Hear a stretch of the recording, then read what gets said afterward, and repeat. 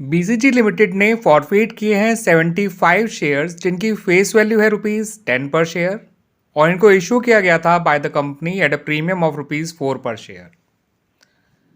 और इनको इसलिए फॉरफिट किया गया क्योंकि जो डिफॉल्टर है उसने अलॉटमेंट मनी जो कि ₹8 पर शेयर है वो नहीं पे करी है और इसमें प्रीमियम भी इंक्लूडेड है। यानी उसने ₹4 कैपिटल के और ₹4 प्रीमियम के जो कि अलॉटमेंट के साथ लिए जा रहे थे वो दोनों ही नहीं पे करे हैं। ठीक है बच्चों, अब आगे लिखा है कि जो फर्स्ट एंड फाइनल कॉल है वो भी ₹4 पर शेयर है और वो मांगी नहीं गई है बाय द कंपनी। अब शेयर की फेस वैल्यू है ₹10, ₹4 फाइनल कॉल के मांगे नहीं गए। ठीक है बच्चों, और अलॉटमेंट के 8 नहीं दिए गए जिसमें 4 तो प्रीमियम के हैं, 4 कैपिटल के हैं। ठीक है, तो एप्लीकेशन के मनी है कितनी? एप्लीकेशन के मनी होगी ₹2 पर शेयर क्योंकि फाइनल कॉल में 4 कैपिटल के हैं। ठीक है, अलॉटमेंट में 4 कैपिटल के हैं। अलॉटमेंट से पहले एप्लीकेशन ही होता है तो उसके अंदर ₹2 ही होंगे कैपिटल के। ये वो दे चुका है, ये उसने नहीं दिए हैं और ये उससे मांगे नहीं गए हैं। ठीक है बच्चों, ये देख लीजिएगा, ये मैंने लिखा था। ठीक है बच्चों, आखिरी कॉल ₹4 की है जो मांगी नहीं गई है।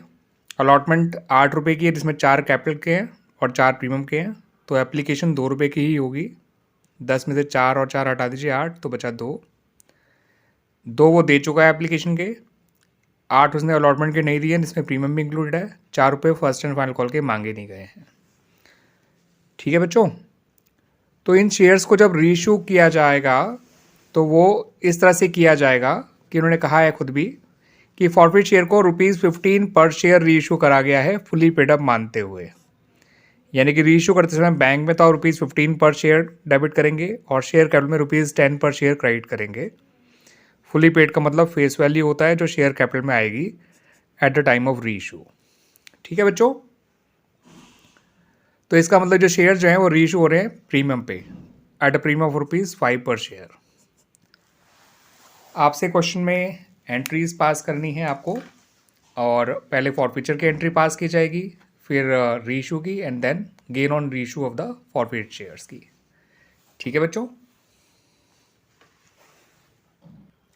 तो बच्चों जब फॉरफिचर की एंट्री पास की जाएगी इन द बुक्स तो इस बात को ध्यान रखिएगा कि कॉल के ₹4 तो मांगे ही नहीं गए हैं। ठीक है, अलॉटमेंट के ₹8 उसने नहीं दिए जिसमें 4 कैपिटल के हैं और एप्लीकेशन के ₹2 वो दे चुका है। अब शेयर को जब फॉरफिट किया जाएगा तो शेयर कैपिटल अकाउंट जो डेबिट होगा वो शेयर की कॉल्ड अप वैल्यू से ही होगा और शेयर की कॉल्ड अप वैल्यू है ₹6 पर शेयर। ठीक है, शेयर की फेस वैल्यू है ₹10, ₹4 फाइनल कॉल के मांगे नहीं गए तो शेयर की कॉल्ड अप वैल्यू है ₹6 पर शेयर। क्लियर बच्चों, तो 75 शेयर फॉरफिट किए हैं, 6 कॉल्ड अप वैल्यू है तो ये आ गया 450। प्रीमियम ₹4 पर शेयर है जो उसने नहीं दिया, ये आ गया 300। कॉल सिनेरियर है 75 इंटू 8 इंक्लूडिंग प्रीमियम। ठीक है, और मिला हुआ पैसा है केवल 75 इंटू 2 दैट इज़ 150 और ये हो जाएगा 600। ठीक है बच्चों, 450 आया कैपिटल में, 300 आया प्रीमियम में और 600 आया आपका कॉल इन अरियर में और शेयर फॉरफिचर में आया 150। अब इन शेयर्स को रीइशू किया गया एट अ प्रीमियम, तो 75 इंटू 15 जो कि होता है 1125 और 75 इंटू 10 शेयर कैपिटल में डाल दीजिएगा रीइशू करते समय जो आएगा 750 और 75 इंटू 5 वो डाल दीजिएगा सिक्योरिटी प्रीमियम में जो आएगा 375। अब क्योंकि सारे शेयर रीइशू हो गए थे तो गेन निकालने में आपको बिल्कुल भी दिक्कत नहीं आएगी। टोटल फॉरफिट अमाउंट आपका 150 है, डिस्काउंट आपने दिया नहीं इनके रीइशू पे तो गेन ऑन रीइशू हो गया 150।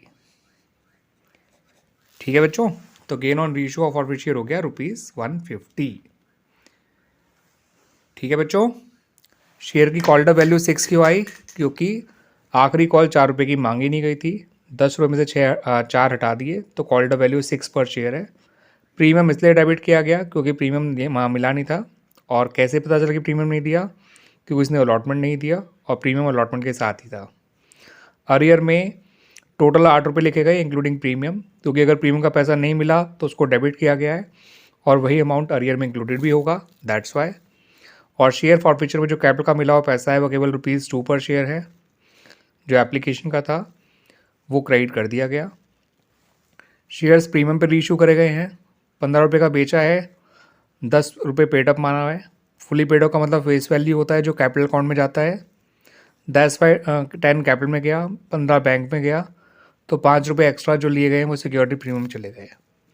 अब क्योंकि सारे शेयर इशू हुए थे तो टोटल फॉरफिट अमाउंट है 150। इसमें से जितना हमने डिस्काउंट दिया रीइशू पे वो माइनस कर दिया, डिस्काउंट कोई दिया ही नहीं था तो गेन भी हमारा आ गया 150। क्लियर बच्चों?